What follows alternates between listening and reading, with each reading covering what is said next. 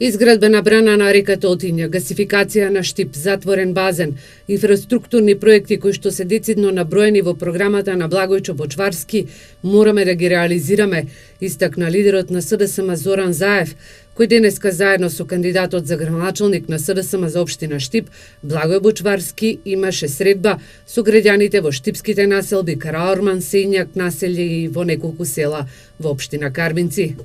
Ова што дополнително е новина во вториот дел на изборите, ние сме заедно појачени со ВМРО Народна партија, заедно со нас е Никола Тасев, членот на извршниот комитет на Народна партија. Коалицијата е потврдена на централно ниво, заедно стоиме во таа коалиција. Јас верувам дека дополнителната поддршка од граѓаните, симпатизери и поддржувачи на Народна партија ќе ја појачат самата разлика која што сакаме да ја направиме во вториот изборен круг, убедени пред се и гледајќи напред пред перспективите кои што доаѓаат и за Штип, за целиот наш источен регион. ВМРО Народна партија во следниот вториот круг на изборите застанува за Благој Бочварски комплетно, застанува за него, за неговите проекти, за неговите идеи. Ние ја препознавме неговата желба да ги реализира тие проекти, ја препознавме неговата подготвеност да биде предводник на позитивните промени што ќе се случат во овој град и конечно после неколку годишно тапкање во место Штип да тргне напред.